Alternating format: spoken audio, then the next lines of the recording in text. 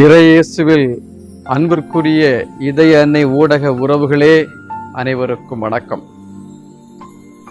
இயேசுவின் திரு இருதய பக்தி முயற்சிகளை மேற்கொண்டிருக்கின்ற வேளையிலே மூன்றாவது பக்தி முயற்சியாக நம்முடைய குடும்பத்தில் நாம் கடைபிடிக்க வேண்டியது, அவர்களின் அனைத்து துன்பங்களிலும் நான் அவர்களுக்கு ஆறுதலாக இருப்பேன் எனும் மூணாவது வாக்குறுதி.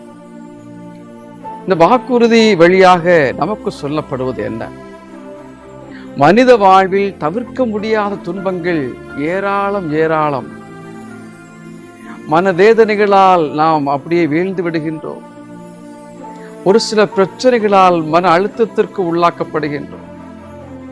ஒரு சில இழப்புகளால் துன்பங்களை அதிக அளவு நாம் சந்திக்கின்றோம்.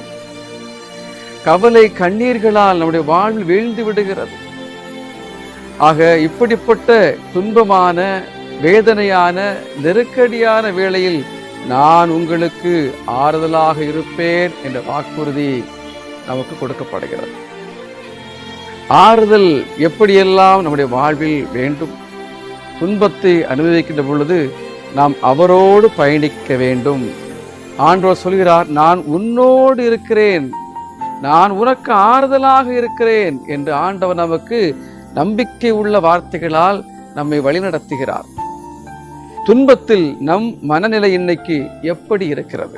சில பேருடைய வாழ்வு துன்பம் வந்துவிட்ட உடனேயே, கஷ்டங்களை அனுபவித்த உடனேயே நாம் பலவீனப்படுகிறோம். துன்பத்தையும் கஷ்டங்களையும் அனுபவித்த உடனேயே நம்முடைய வாழ்வில் எதிர்மறை சிந்தனைகள் அதிகமாகிறது. கஷ்டங்களை அனுபவித்த உடனேயே நாம் கடவுளை தேடி அதிக அளவு ஓடுகிற நிலை உருவாகிறது. கடவுள் சொல்வது, துன்பத்தின் மத்தியில் நீ பதிலை தேடாதே, நான் உன்னோடு இருக்கிறேன், உன் கஷ்டங்களிலிருந்து விடுதலை கொடுக்க நான் இருக்கிறேன், உனக்கு ஆறுதலாக வர இருக்கிறேன் என்று ஆண்டவருடைய வார்த்தை நமக்கு தேற்றுகிறது. இந்த நாளிலே நாம் ஆண்டவரை நோக்கி, ஆண்டவரை எனக்கு துன்பத்திலிருந்து எனக்கு ஆறுதலை தாரும், என் கவலையிலிருந்து எனக்கு விடுதலையை தாரும், என் நோயிலிருந்து எனக்கு விடுதலையை தாரும், துவண்டு போகும் பொழுதெல்லாம் ஆறுதலாக வாரும். நோருங்குண்ட இதயம் தேற்றுகிறார், உடைந்த உள்ளம் தாங்குகிறார்.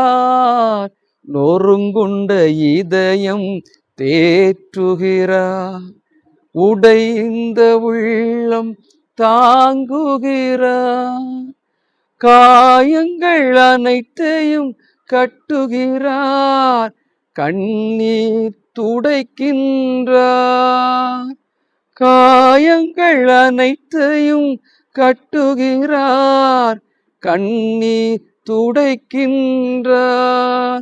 கலங்கிடவே வேண்டாம், கலங்கிடவே வேண்டாம், நம் இயேசு கைவிட மாட்டார், நம் இயேசு கைவிட மாட்டார்.